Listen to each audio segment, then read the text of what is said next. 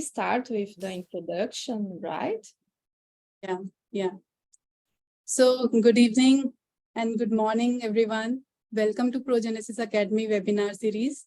Thank you all for finding time and joining us for today's webinar. For those of you who are not familiar with our program, Progenesis Academy is a non-profit program dedicated towards embryology, education, and reproductive medicine. I am Dr. Rajni Khajuria. I am Director, Clinical Genomics and Scientific Affairs at Progenesis. I am looking after clinical operations of Progenesis India. Today, I will be moderating this session along with my colleague, Dr. Fernanda, who is Director of Medical Affairs at Progenesis.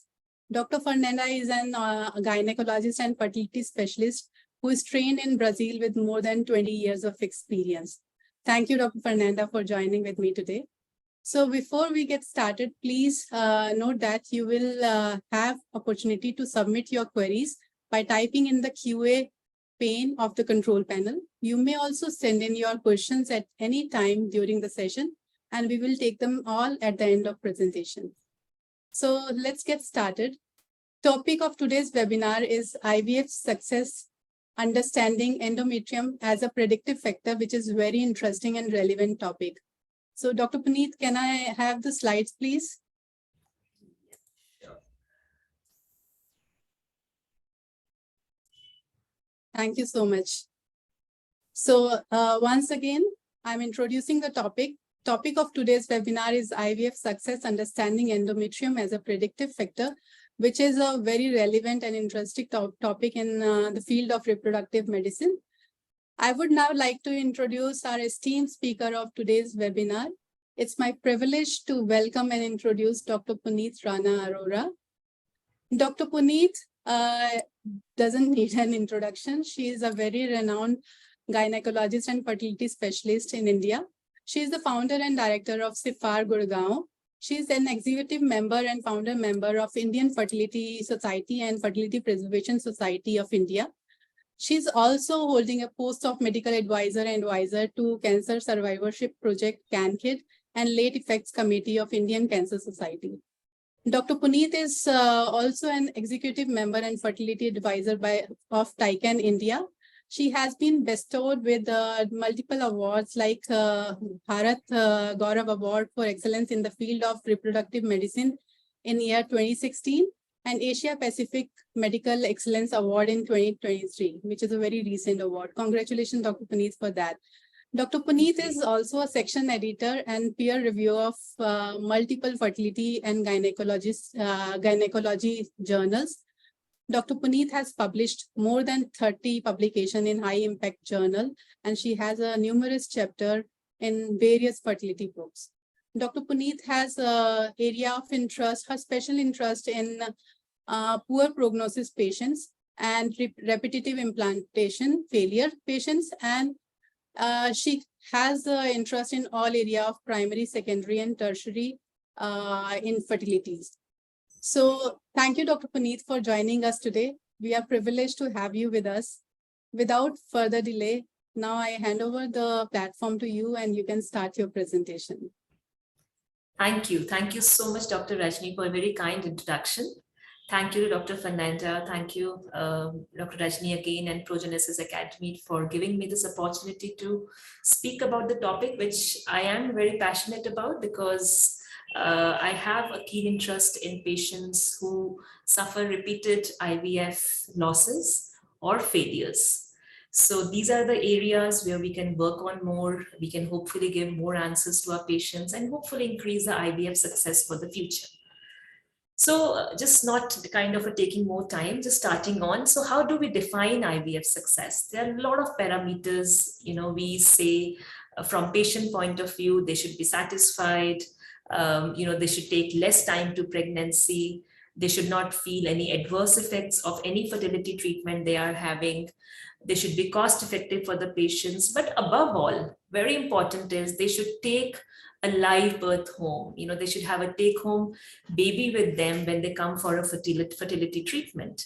This crucial outcome serves as the ultimate measure of success for couples seeking to overcome infertility. There are various key parameters which are included. in evaluating IVF success, like live birth rate, clinical pregnancy rate, implantation rate, pregnancy loss rate, but the most important is the take-home baby rate. There are various parameters which affect the IVF success for our patients, of which I feel the more prime importance is the embryo quality. Patient age, especially the women age, is another factor. Endometrium, important factor.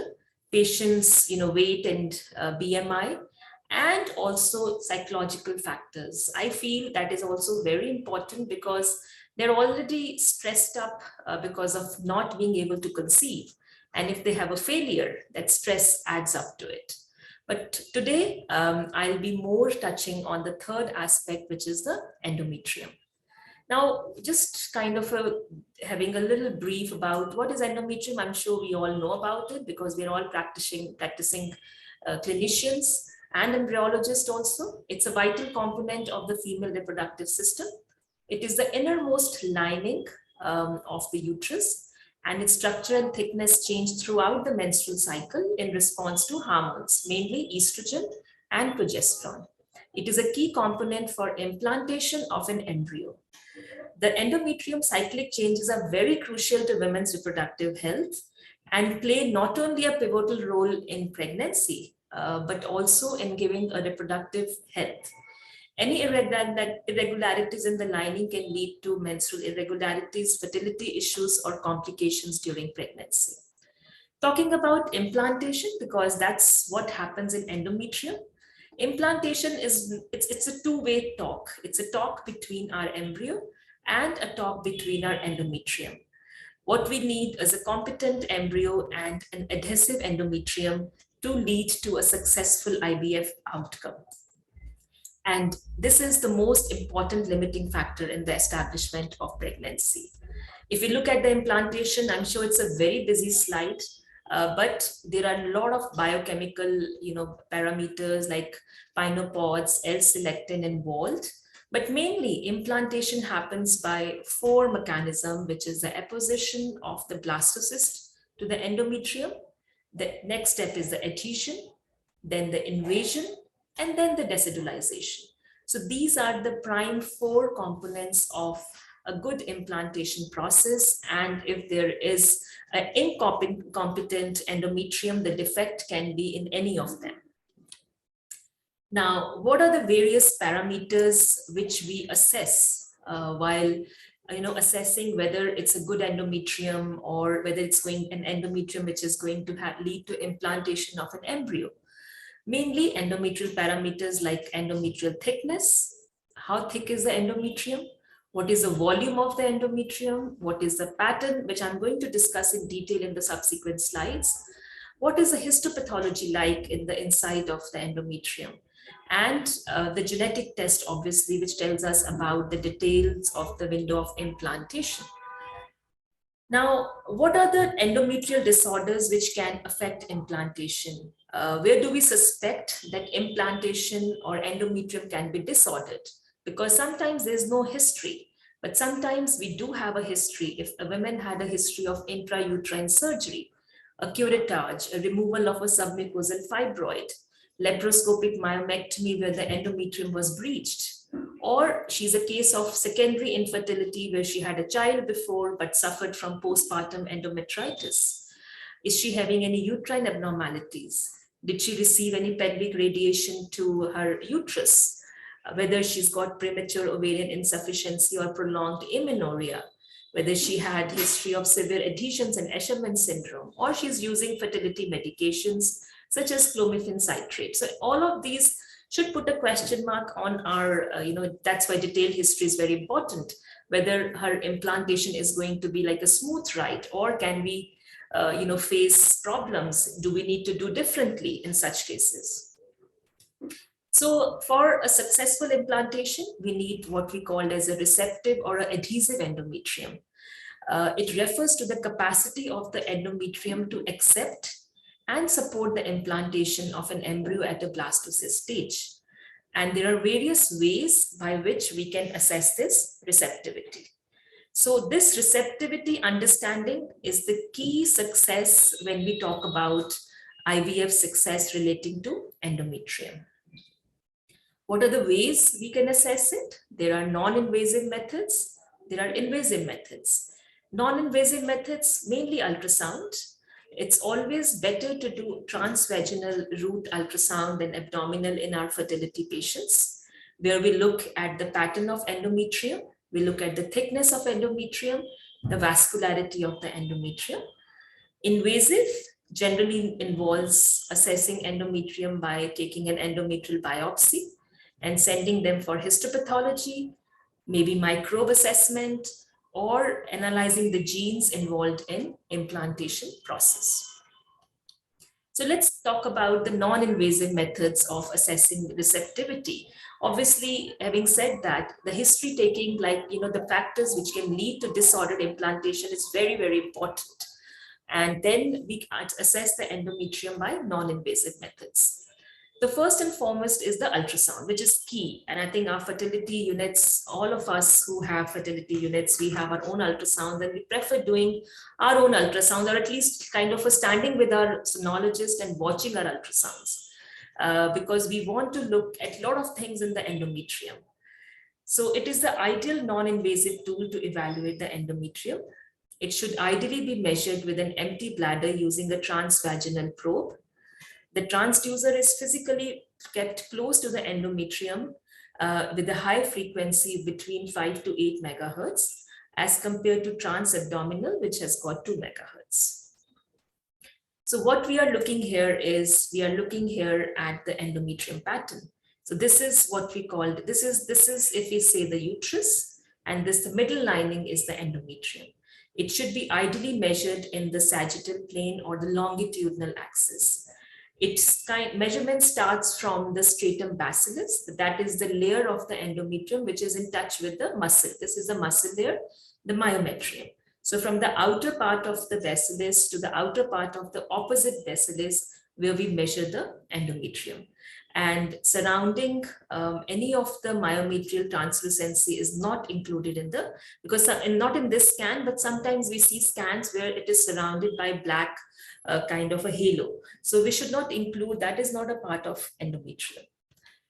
Now, not only, so when we do our sonographies, we should check thickness, we should see the pattern, we should see the volume, and we should see the blood flow. So let's just briefly discuss about, and among them, the thickness and the pattern are the two most important in predicting the receptivity status of an endometrium. Talking about thickness, now thickness is something where we all get little conflicting results when we search the literature. There are studies which have found a very positive association between thickness and IVF outcomes, whereas others have failed to establish a significant correlation. So the dilemma is, how much is the thin endometrium and how thick is the thick endometrium? Is there any cutoff where we should say, okay, I'm not going to transfer because your endometrium is less than, let's say, 6 millimeters, or I'm not going to transfer because your endometrium is more than 15, 16 mm. So the studies, this is a kind of a good study by F. Thicker, which found that less than 6 millimeter does negatively impact IVF outcomes. The optimum lining in their study was 9 to 10 mm, but like I said, we are all practicing clinicians and we have seen pregnancies in between 7 to 8 good. Once the lining is 7.5, we put our embryos and we could get good results. But this is a quote from the study which have shown, which is obviously a proof that, okay, these endometrial thickness gives us good results. Now, looking at the details of the study by F. Thicker again, the correlating between endometrial thickness and pregnancy outcomes in fresh ART cycles in the different age groups. So this kind of x-axis shows the endometrial thickness and the y-axis shows the pregnancy outcomes. And what it showed was the maximum, when the thickness is between 8 to 10 mm, the success of pregnancy was maximum. And again, once the lining goes more than 14, around 15, 16, the pregnancy rate started falling down. So this indicates that there is maybe an optimal range for endometrial thickness in IVF's ICSI cycle, but obviously this was a study from the fresh cases. This did not include the frozen embryo transfer cycles data. So why are we worried about, endometrium? And we are worried more about the thin than the thick endometrium, because we know that thin endometrium can reduce our implantation rates. It can increase the risk of implantation failure. It can, it increases the need for additional treatment. It may extend our treatment timelines, and it can, above all, impact on patients' emotional well-being if she's not successful in her IVF journey. Again, just talking about the thickness, this is a study where it was shown that the thickness does matter in giving us a chemical pregnancy rate and a clinical pregnancy rate. Obviously, it didn't look into the live birth rate data, but as the lining endometrial thickness becomes more than 15, definitely the chances for both chemical and clinical pregnancy rate declines. But the thickness of basically 12 to 13 beyond that, the incidence of chemical pregnancy is more than clinical pregnancy, which means the pregnancies were not equating to a visible pregnancy on ultrasound. So again, thickness is important, keeping in mind when you do a transfer in your patients. And this is a study which this is the biggest study basically from China. They included a lot of variations of endometrial thickness. And interestingly, what they found was that at any thickness, we can have a pregnancy. We can have a live birth rate at any pregnancy. Even they found a live birth rate beyond 16 right? And so then you kind of a question that, does it really matter whether looking at this, because at less than 6 also, they found a 33% live birth rate in endometrial thickness. But obviously the optimal outcomes were when their lining was between 10 to 14 So again, it just puts it that's why this is a topic which is always in deep debate, because some studies show that yes, there is a cutoff, but the study like this show that, okay, at even 16 we are getting good reproductive outcomes. Just kind of, I wanted to bring in, when you see a patient with thin endometrium, you should always check on the hormones. You should check on if there's any uterine abnormality, if there's a history of endometriosis, if there's inadequate estrogen supplementation or a blood flow. So look, now this was about the thickness. And now how do we assess our outcomes, IVF success, by checking on the endometrial volume? So this was a good study where the assessment of endometrium volume was done by 3D ultrasound prior to embryo transfer, which gave good clues on the endometrial receptivity. They defined their group into 3 main subgroups. Group A had a volume of less than 2 ml, Group B had a volume between 2 to 4 ml, and Group C had a volume between more than 4 ml. So what exactly the conclusion from this study was that the minimum volume on which the maximum outcome was there was 1.2, and they did not see any live births, not even biochemical pregnancies, when the endometrium volume was less than 1 ml.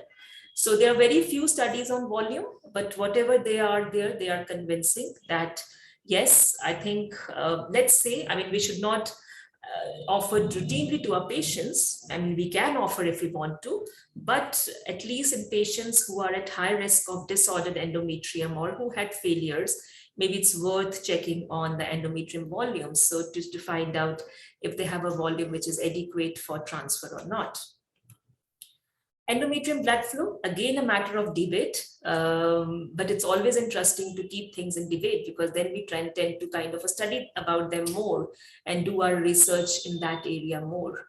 But we all know that for any organ to function adequately, a good blood supply is needed. And the same holds true for endometrium as well. So a well-functioning blood supply to the endometrium is crucial for successful implantation and evaluating endometrial blood flow in the IVF treatment. The endometrium blood flow can be assessed by color Doppler ultrasound, power Doppler ultrasounds, sonoangiography, and 3D powered Doppler ultrasounds. So this is how a Doppler ultrasound blood flow looks like. We have kind of 4 zones, but 3 zones are commonly. Zone 1, where we see the vascularity mainly in the myometrial region. Zone 2, where we try to see the vascularity close to the endometrial region. in the myometrium, but as well as to the endometrial edge. And zone 3 is where the kind of a internally it starts invading the endometrium, the vascularity. Again, there have been studies to say that, you know, the maximum pregnancy rates are lower. Zone 1, basically zone 3, I think that's the other way around. So zone 3 gives us the maximum, basically, pregnancies, the one which has the maximum blood supply, covering the whole of the myometrium and the endometrium and just invading in the endometrium. So again, there's a debate on it. Should we do it in all patients? Does, you know, the patients, there are some studies which do say that if you do a transfer in zone 1, is the pregnancy rate, you know, it's not happening, but pregnancy is happening, but maybe the success is more in cases where there is a zone 3 vascularity. Endometrial pattern, very important. Like I said in the beginning, thickness and pattern, very, very important. Generally, traditionally, we say whether the endometrial lining is triple lining or it is a non-triple lining. But if we go to the proper classification, there are 3 patterns. There is a pattern A, where we see the triple lining. There is a pattern B, which is an intermediate isoecogenic pattern which has same reflectivity as the surrounding myometrium and a poorly defined central zone. So basically the demarcation is still there, but there is no central zone. Generally, it's more like a secretory pattern lining. Pattern C is where the myometrium and endometrium are not very clearly demarcated. So again, the studies show that pattern, this is a clinical outcome by endometrial pattern. The pattern A is the one which has higher implantation rate. So what it means is we want an endometrial lining which is triple pattern, which consists of a central hyperechoic line surrounded by 2 hypoechoic layers. So, and I think this can be measured easily. This is what we kind of see in our scans day in, day out. But should we measure the volume in all patients? Should we measure the vascularity in all patients? That's a little debate, but pattern and thickness is the key and the basics which we kind of follow up our patients with. So this kind of takes, kind of finishes our the non-invasive methods of assessing the endometrial receptivity. Obviously, they are crude markers, but they are good way of analyzing. They are, like I said, they're non-invasive. So they do not cause any pain or any discomfort to our patients. They do have to come for ultrasound, but then it does give us a reliable kind of a view on the endometrium implantation. So let's kind of talk about what are the non-invasive methods of assessing endometrial receptivity. And again, non-invasive methods are something which are in debate. Again, we can measure the endometrial receptivity by just histologically evaluating it. We can do an endometrial biome testing. We can do a molecular diagnostic test via specific transcriptomic signatures, which essentially means we understand the genes involved in implantation. And there is a receptive DX test, BCL6, which we should also offer to our patients. So all these invasive tests have a basic concept of analyzing an endometrium in the luteal phase. Basically, luteal phase is the secretory phase. We know that the window of implantation lies in the secretory phase.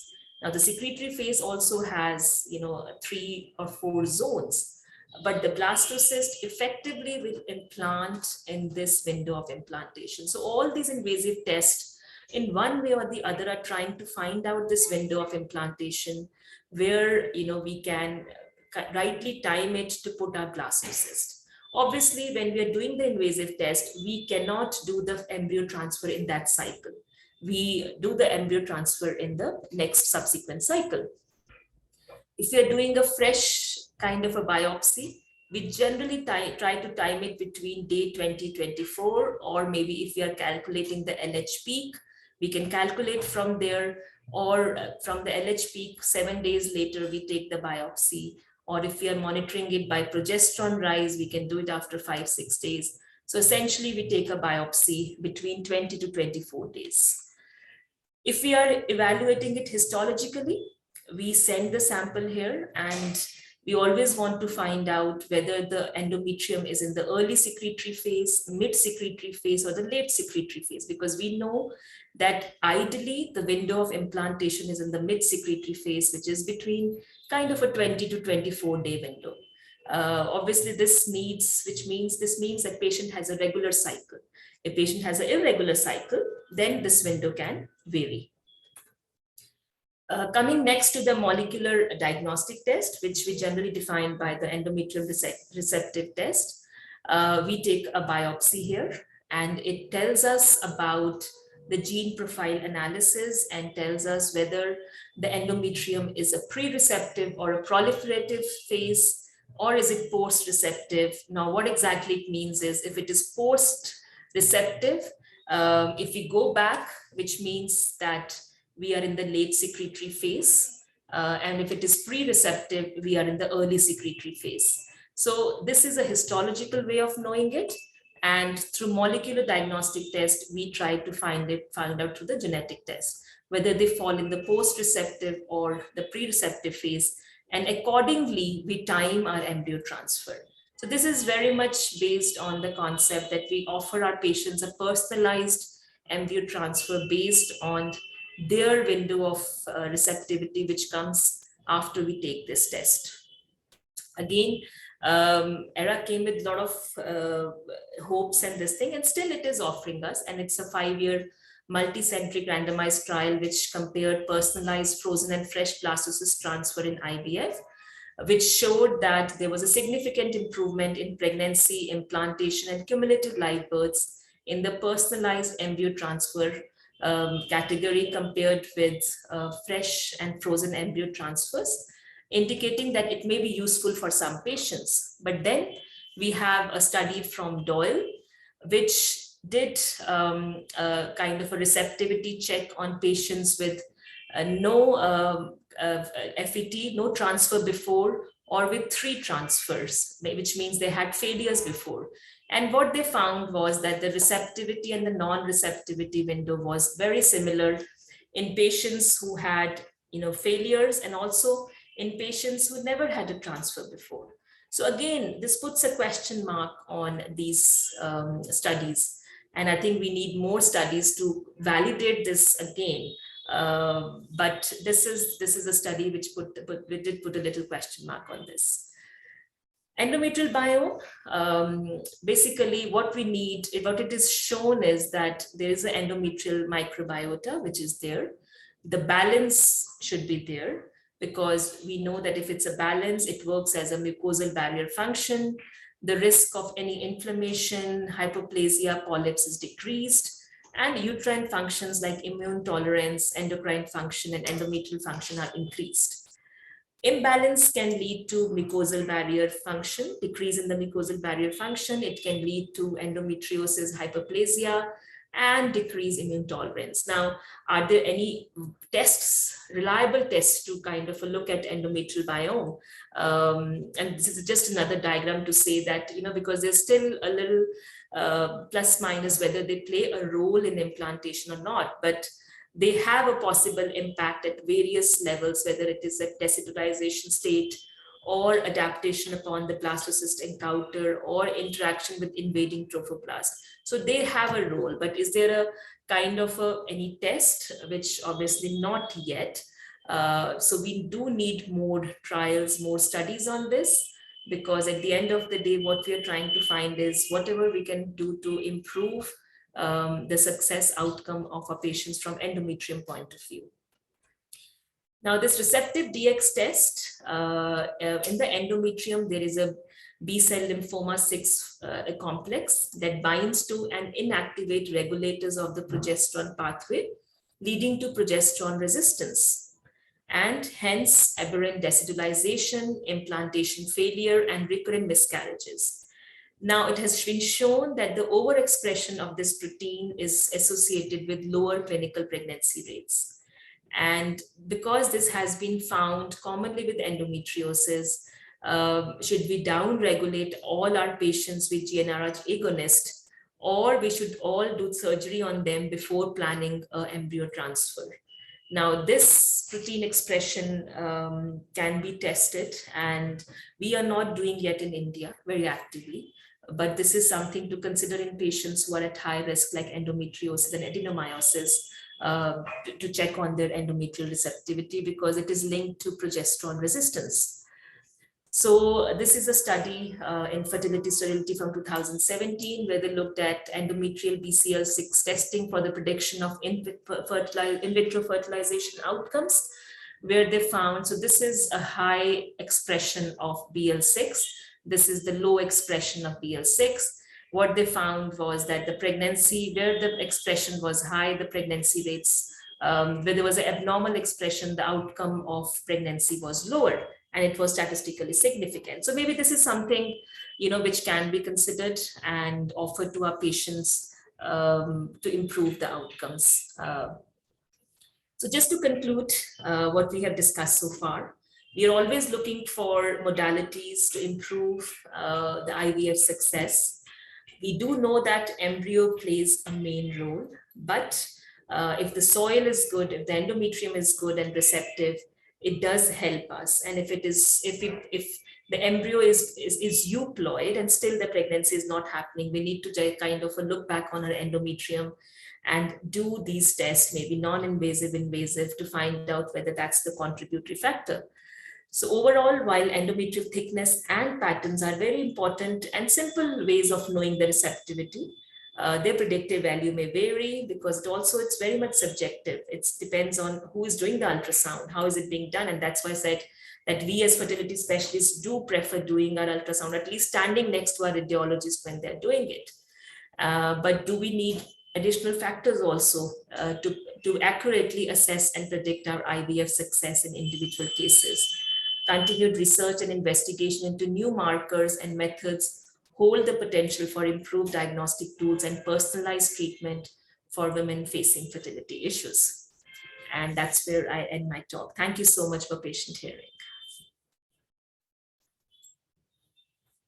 Thank you very much, Dr. Puneet, for your excellent lecture. A very good review of important questions. So I will start with a question that's going to be the base for the next questions that I received. When you talk about that the ideal thickness is between 10 to 14 millimeters, I saw the Chinese study that it was on the day of the retrieval.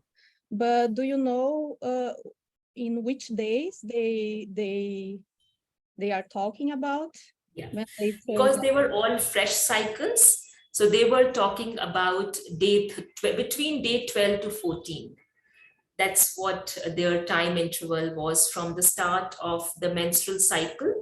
It was day 12 to 14. That's where all the retrievals happen on the day. Okay. So one of the questions that I saw here in our Q&A is from Vinod Mishra. He is from our team in India, and he asks, what is the ideal size of endometrium thickness we require for embryo transfer? So here I'll be talking, thank you, Vinod, for the question. And I think it's very important because we talk about studies here. But let's say if you're asking me, I'll be talking about what we call as a level 5 evidence. And my personal experience, and also a lot of studies have also shown that anything beyond 7.5 is a good thickness to transfer. Yes, we do get a little concerned when the thickness goes beyond 12, 13, even though the Chinese studies has shown thickness more than 16 millimeter, leading to good pregnancy outcomes. But generally we keep as 14 as a maximum thickness. And we try to take our patients to 7.5 millimeter thickness before we transfer our embryos. Yeah, but thinking that we are measuring this between day 12, 14, and at the moment of the transfer, maybe our endometrium is thicker, right? Yeah, so it can be either ways, because sometimes the secretory effect leads to more maturity rather than increasing the thickness more. And that's the study I would say we are doing currently in our center, where do we notice an increase in the thickness after we start the progesterone. So that hopefully I'll be able to share the data next time, or maybe in a year's time when we have our, the complete data. But yes, I think it's interesting because a lot of, there's one study from Netherlands which did mention about assessing the endometrium after you start the progesterone. And that study showed the decline in the thickness of the endometrium once to start the progesterone. And why that happens is obviously the progesterone leads to secretory mode, and maybe it's not a true decline in thickness, but it's just the way, it's like not as fluffy as in the proliferative phase.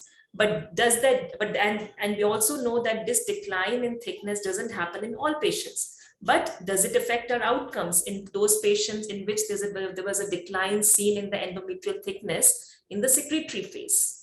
So these are all interesting questions, and I think they put a lot of queries and question marks on us as to what extra we should do to measure the ideal window of receptivity in such patients.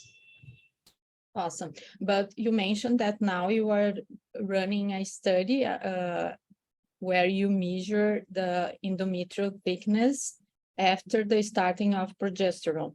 But yes, before this study, did you use to measure the endometrium thickness at the moment of the transfer?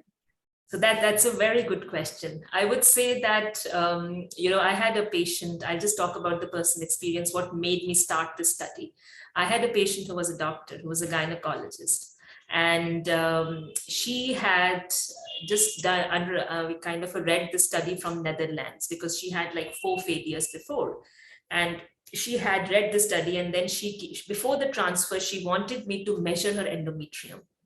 She said, "Doctor, could you please measure my endometrium, because I've read a lot about why the implantation doesn't happen, and I want you to measure it before you thaw my embryos on day 5 and transfer them." So I did see her endometrium on day 4, and it was completely normal. I mean, I didn't see the lining change in the lining thickness.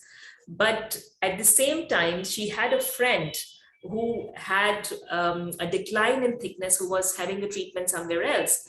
And they were having simultaneously embryo transfer. One had with me, one with somebody else. So she didn't conceive and she conceived. So I think it's just a question mark. Again, there were 2 separate, IVF specialists. We don't know. It's not like to like as well. But yes, that kind of did put a question mark to us. Does it matter? There's a decline in thickness, and that paper kind of added us to our knowledge. Should we study in our population and see? It's an extra scan before transfer, but should we study it?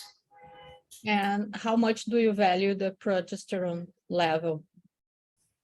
When before starting progesterone, or on the day of transfer? On the day of transfer. I do value. I'm a strong progesterone promoter. I do keep my cutoff for managing and planning the luteal phase support for my patients, depending on the progesterone on the day of transfer.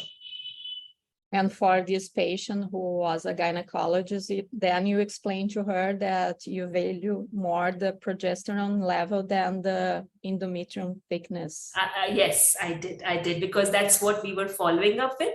But, when a patient comes to you, "Doctor, can you just assess me?" So, I did. But yes, she knew that the progesterones were being measured very closely, and her levels and ranges were absolutely fine. But yes, she did still want me to, because of, understandably, she had 4 failures. So yes, she was worried about this transfer. Yes, but she knew everything. Yes. But did she have a story of bad thickness of her endometrium? No, she never got it checked before. So she just studied, she found that article very recently. So she was never she never went, but she was not having a successful outcome. So she didn't know that her endometrium was declining or not.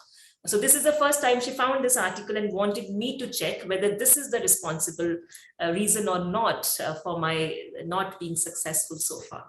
Okay, okay, I got you. Dr. Puneet, you can stop sharing your screen so that we can see Okay. you properly. Thank you. Okay.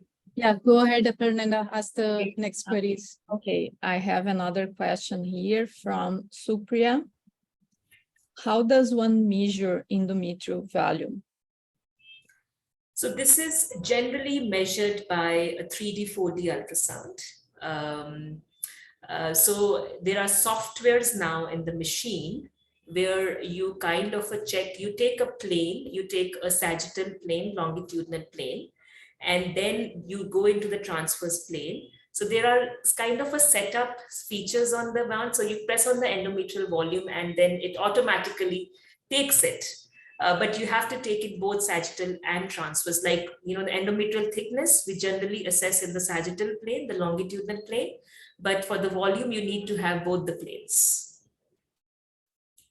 And I'm curious, in your practice, what are the parameters you use for endometrium? You use ultrasound?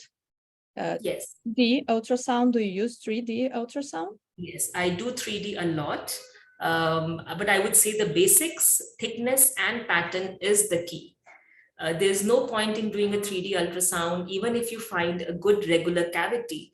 But if the pattern is not good, let's say there is no clear endomyometrial junction visible, or there are no triple lines, even if you have a very regular cavity on 3D, 4D, I would be suspicious about putting an embryo. So I would still value my key parameters, which is thickness and pattern, before kind of relying on a 3D, 4D ultrasound. But when you do 3D ultrasound, it's in the beginning of the cycle, in the evaluation of the patient to look for any malformation. Yeah, so it's generally the baseline assessment. Yes, that's a very good question, because we don't do it every visit. Yeah, so when a patient comes to us for the first time, she gets a baseline scan, and then we do a 3D, a 4D ultrasound. And then if there is any suspicion in between, we do it. But if it is completely fine, like I said, the key parameters are fine, her initial baseline assessment by 3D, 4D is fine, we don't do it every visit. Okay, but do you always do 3D ultrasound in all your patients as a baseline? Yes. Yes, as a baseline. So, when I was in UK, we used to do SIS as kind of in every patient. I feel that SIS is a little more invasive, 3D, 4D is better. So I think I am of the concept, yes, they should be thoroughly assessed, not by SIS, but I use the 3D, 4D mode now. Yeah. Okay. And what about the Doppler? Doppler, again, not in every patient, because again, I'm talking about level 5 evidence. I have seen beautiful pregnancies, take home live births going home with even zone 1 vascularities. I would keep it to more, those patients who are not getting pregnant. But again, would you rely, let's say if she's got a zone 3 vascularity and she's a patient of repeated implantation failure, would you do anything else, or would you just do, if you feel that the vascularity is fine and you would transfer, or would you still do the invasive receptivity test? Because it's like a debate that, vascularity and volume definitely come as a second line step. So in a patient with repeated implantation failure who has a good pattern, who has a good thickness, would you go into the invasive biomarker tests, or would you rely on these vascularity and the volume patterns? So that's kind of a debate we always talk to our patients and discuss with them. What are the next options?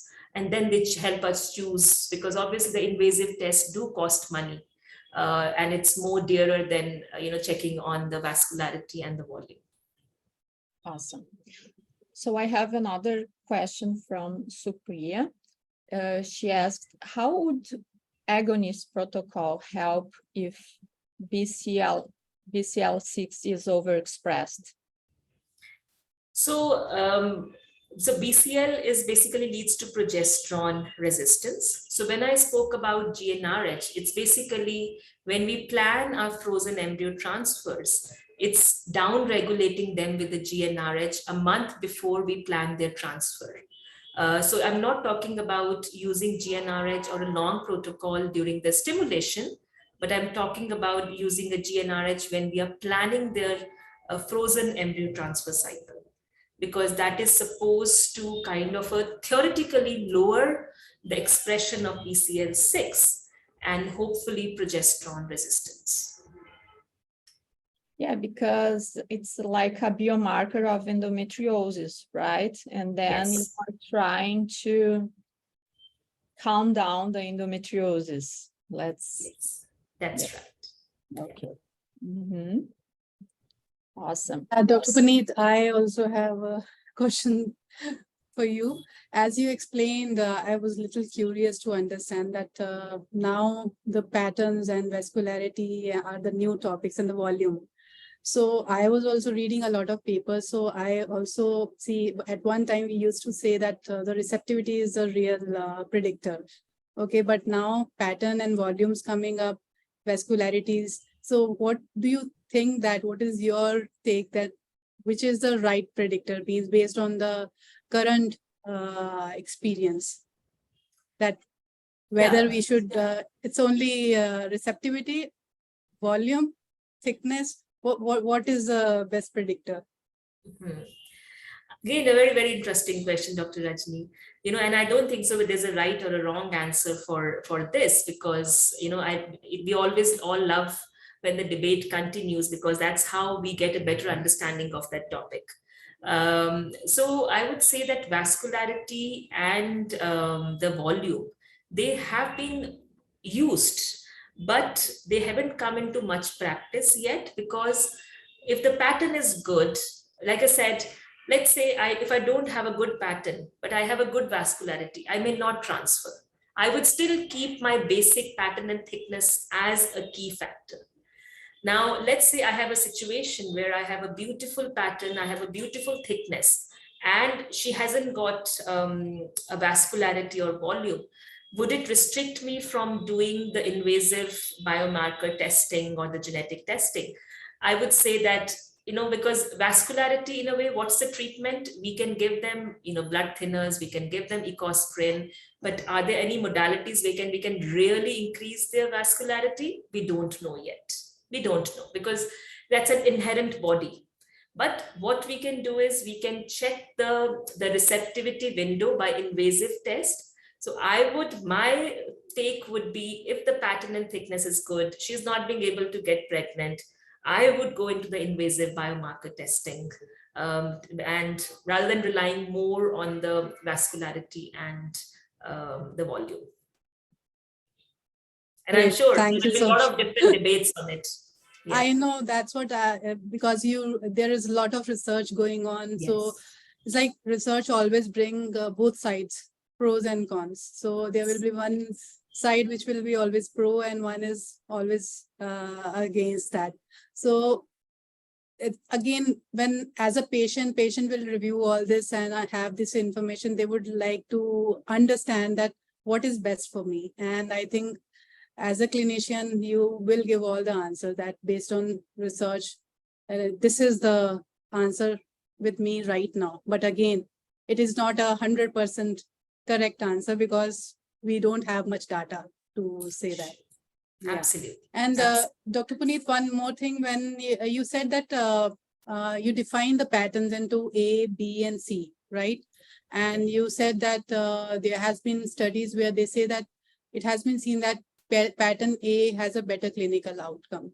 So do you see that how much percentage of your patients generally have a pattern A, means which is a more prevalent pattern you have seen in your patients? Yeah. Again, a very good question, right? Because obviously we get all those patients who have some problem, right? And let's say like I said, when a patient is not being able to have implantation, the options with us are whether we check on the embryo euploidy status or we check on the endometrium. Because if IVF failure is there, they're the two broad things we want to look on into. So the pattern, I would say, sorry, your question was on pattern, right? That how much, yeah? Yes, the pattern A, how much, so which yeah, pattern the success, yeah. do you Yeah, so see? I would say my most? practice is that I generally don't transfer on pattern C, right? So we just cancel the cycle. So pattern B, still after discussion, because this lining has a demarcation, it has got a good endomyometrial junction, relationship. The implantation, the invasion, the processes of implantation, the 4 of them, the invasion and all may happen. But let's say that the patient, we generally wait. So in my practice, we wait till we get the trilaminar pattern. We try to improve it. Let's say if we think hysteroscopy has to be done, we do the hysteroscopy. If we feel that the scratching, even though not a strong promoter, but if the scratching has to be done. So I think it's trying to find out the reason why the pattern is not in A group in her case. So you would like to investigate that first. But still, if after all investigations we are getting B and C, I would transfer in the B, but in C, I'll be very cautious, and a detailed discussion and a consent would be taken that, the lining is in a C grade, the success is kind of limited by such lining. And, I mean, when the surrogacy was okay, do they want to opt for something else?